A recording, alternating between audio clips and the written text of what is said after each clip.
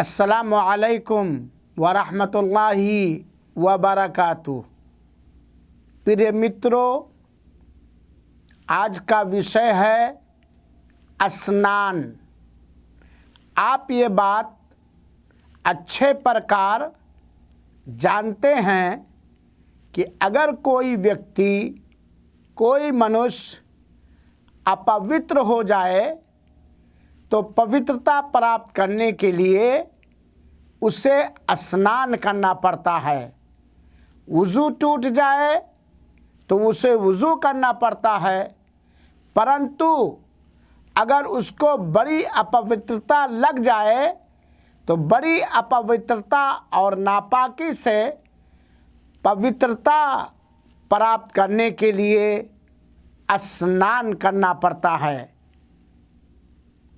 स्नान के दो नियम हैं, एक थोड़ा लंबा, एक शॉर्ट। आइए हम और आप सुनें।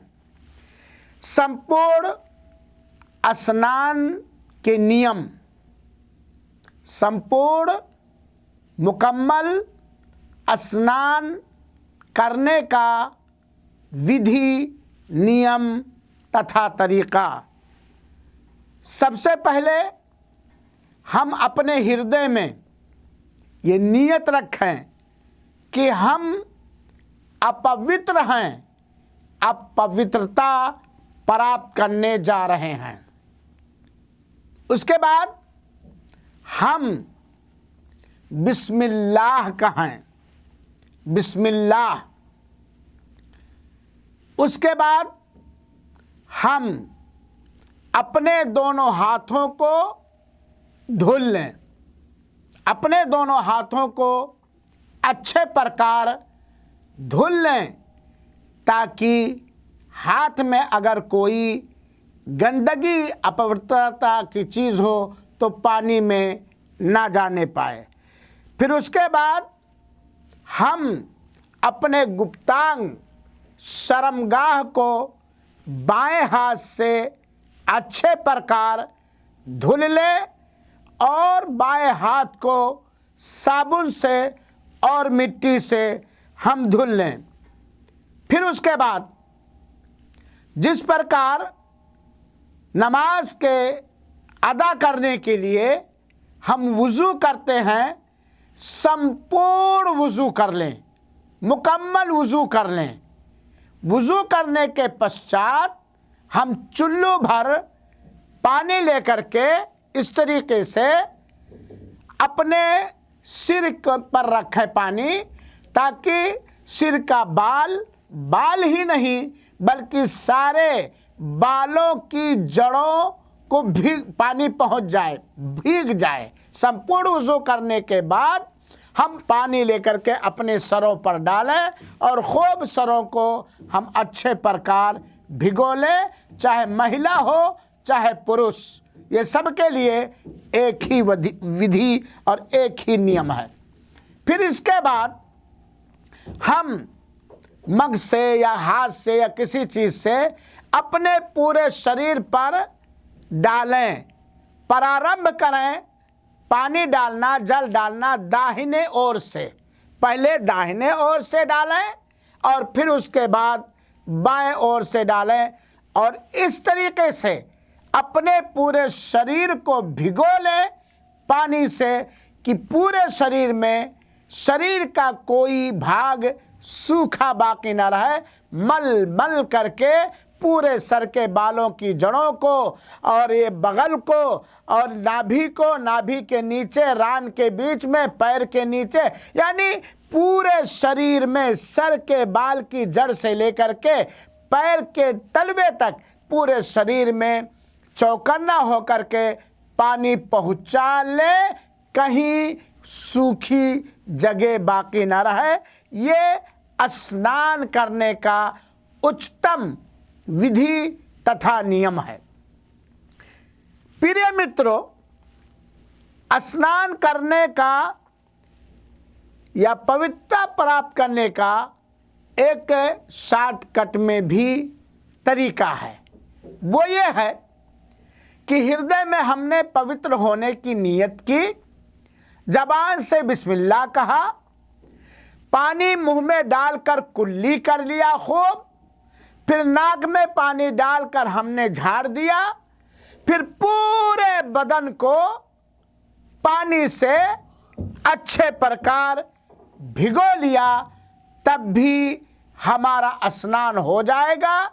हम अपवित्र थे, इस प्रकार स्नान करने के पश्चात हम पवित्र हो जाएंगे। प्रिय मित्रों, हमारे और आपके लिए ये भी जानना आवश्यक है कि स्नान अनिवार्य करने वाली चीज़ें क्या क्या हैं। हम आपको ये बतलाना चाहते हैं, ये शिक्षा देना चाहते हैं जो बहुत ही महत्वपूर्ण है कि एक व्यक्ति पर, चाहे वो पुरुष हो या महिला, उसके ऊपर स्नान कब अनिवार्य होता है, गुस्ल कब वाजिब होता है, कि अगर वो स्नान न करे तो पवित्र ही नहीं होगा, परंतु बल्कि वो अपवित्र रहेगा। स्नान को अनिवार्य करने वाली कमोबेश लगभग 5 चीज़ें हैं।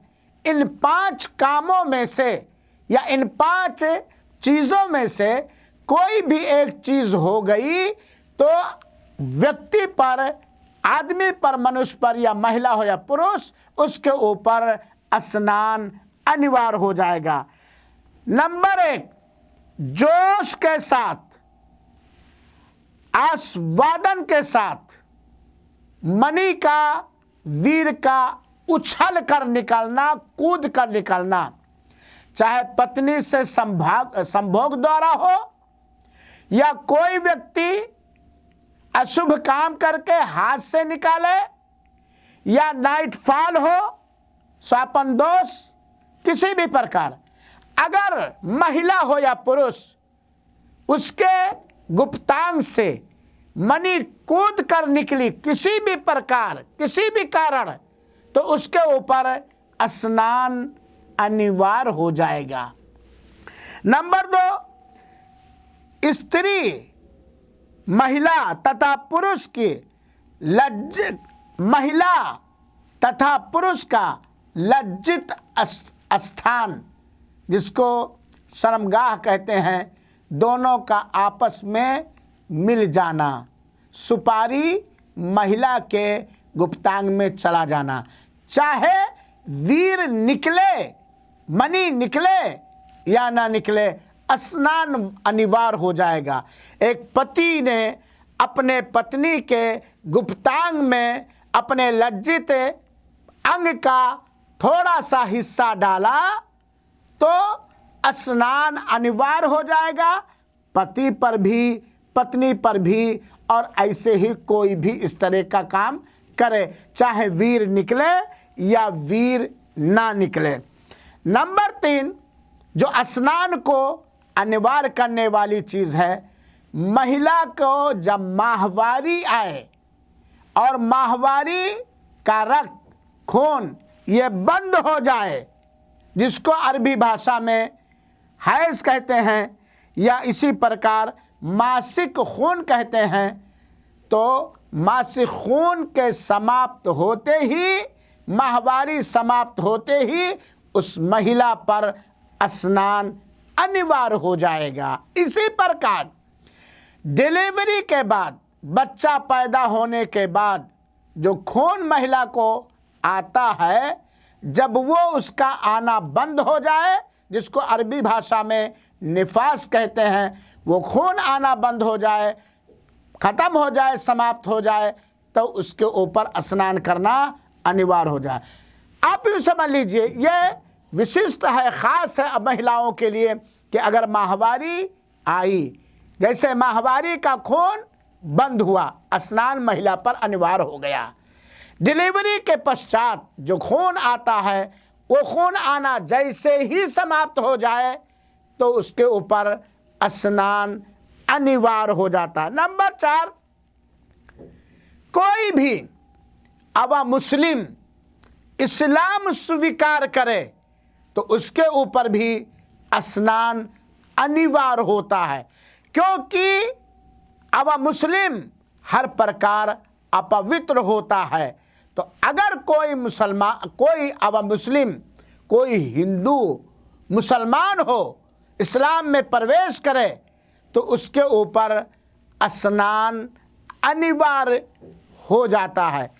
नंबर 5, मुस्लिम व्यक्ति के मृत्यु के बाद जिंदा लोगों पर यह अनिवार्य हो जाता है, जीवित लोगों पर यह अनिवार्य हो जाता है कि मृत्यु को स्नान दे।